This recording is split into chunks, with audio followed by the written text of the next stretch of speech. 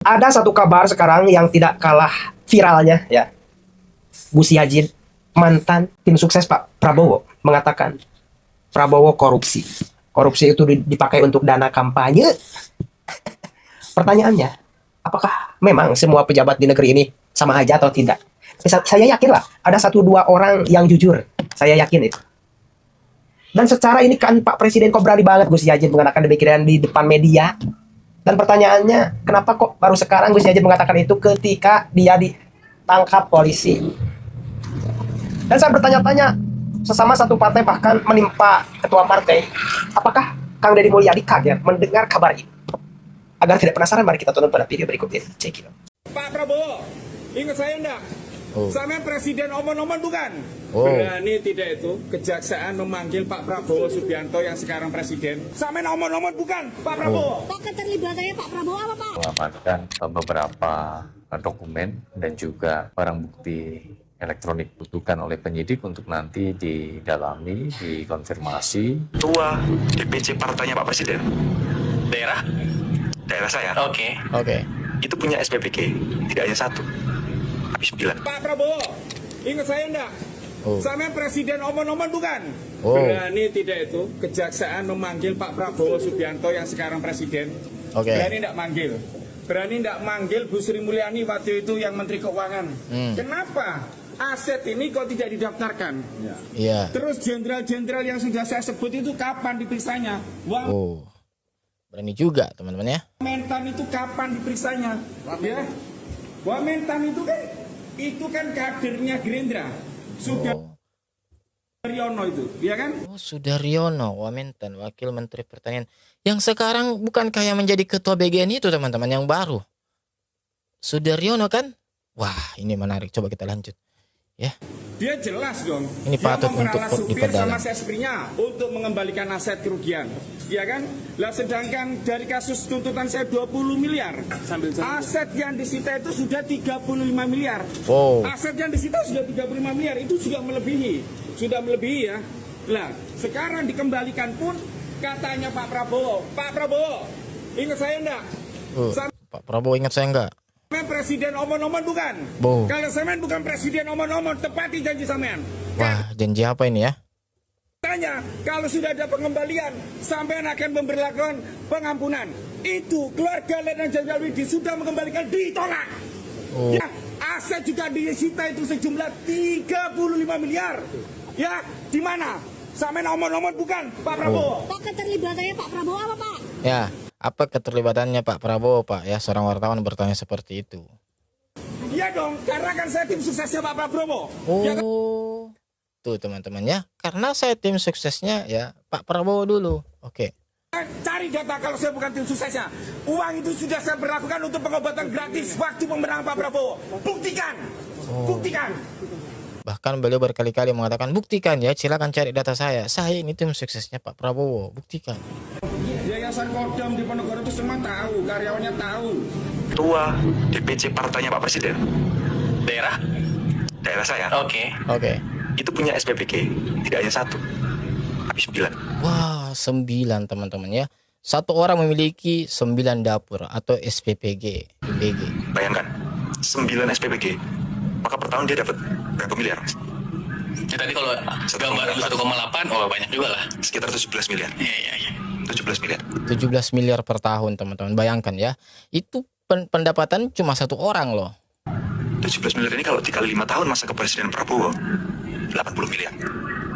Pertanyaan saya, kalau di 2029 nanti Pak Prabowo nyala lagi sebagai presiden, lalu kadernya ini sebagai ketua DPC tingkat kabupaten harus mengeluarkan 10, 20, 30 miliar, seberapa besar, Mas?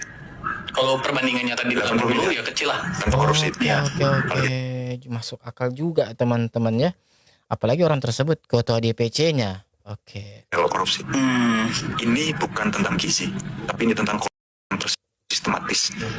Ini bukan tentang gizi, tetapi tentang korupsi tersistematis. Ini tentang korupsi yang dilegalkan. Ini tentang korupsi yang direncanakan. Bayangkan Mas, ketika hari ini anak-anak libur saja, MBG masih dipaksakan untuk jalan. Nah, ini yang paling saya nggak bisa. Iya kan, kalau memang rakyat tidak suka sama saya, bisa turun ke jalan rame-rame. Terima kasih. Oh, kasih teman-teman, langsung di ACC sama mahasiswa teman-teman ya. saudara satu Indonesia. Demo membara. Kondisi sudah mulai tidak kondusif teman-teman. DPR Jakarta. Ya. Doakan kami.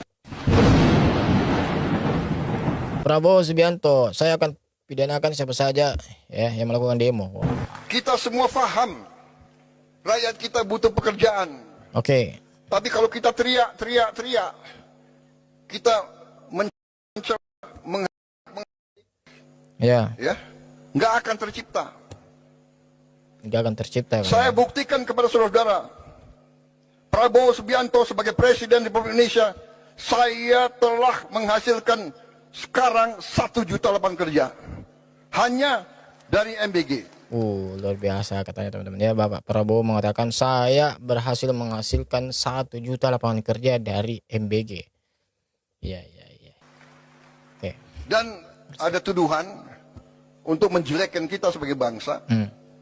Jadi begini ya, kalau saudara tidak suka dengan 2-3 orang, jangan merusak Oke. seluruh bangsa. Ya, oke. Betul. Kita harus objektif teman-teman ya. Oke. Kalau tidak suka sama Prabowo, silahkan. Ya. 2029 bertarung. Oke. Dari 29 kita bertarung ya di di pilkada ya. Di pilpres. Sedikit-sedikit mau demo. Demo boleh. Tapi dia tidak berharap demo, dia Pemilu. berharap kerusuhan. Dan kerusuhan itu mencelakai bangsa dan negara. Saudara-saudara, kerusuhan mencelakai bangsa dan negara. Oke. Iya. Saya katakan itu itu pidana. Iya. Saya tidak ragu-ragu. Betul ya. Ya artinya kita boleh demo ya, menyampaikan aspirasi, tapi jangan juga kemudian melakukan hal-hal yang dapat merugikan ya, saudara-saudara kita yang lain atau merusak fasilitas umum. Sebab itu sudah ya bukan namanya ya menyampaikan aspirasi lagi namanya teman-teman. Oke. Demo silakan, tapi mau bagaimana mau demo? Ya, kalau mau demo Kamu silakan. 5.000 kali demo, tidak akan ada satu pabrik dibuka. Oke. Jadi kelompok-kelompok ini sadar atau tidak sadar, saya yakin mereka dikendalikan. Yakin saya dan saya. Ini baru saja teman-teman dari BEM Universitas Trisakti tiba di depan gedung DPR RI. Mereka langsung bergabung dengan massa aksi lainnya. Tadi sebelum Trisakti ada juga dari teman-teman Visual udara demo mahasiswa ya depan gedung DPR tuntut perbaikan ekonomi. BEM Universitas Mercu Buana. Mereka juga sudah sempat begitu untuk menyampaikan orasi mereka. Trisakti Saya akan rupanya sudah tunjukkan turun, kepada Anda, teman-teman ya. Cindy dan juga saudara. Ini merupakan teman-teman dari Trisakti yang menggunakan alma mater berwarna biru navy ini. Mereka baru saja tiba mungkin sekitar 5 atau 10 menit yang lalu ya. Dan kemudian mereka ini langsung bergabung dengan teman-teman massa aksi lainnya. Tadi sebelum teman-teman Trisakti datang, mereka ini ada juga dari teman-teman Universitas Buana yang mengenakan alma mater berwarna merah. Wah, sudah mulai banyak teman-temannya, sudah mulai padat nih. Tuntutan apa yang dibawa oleh teman-teman Trisakti? Terima kasih sudah menonton. Jangan lupa like, subscribe, dan tekan tombol lonceng. Bye bye.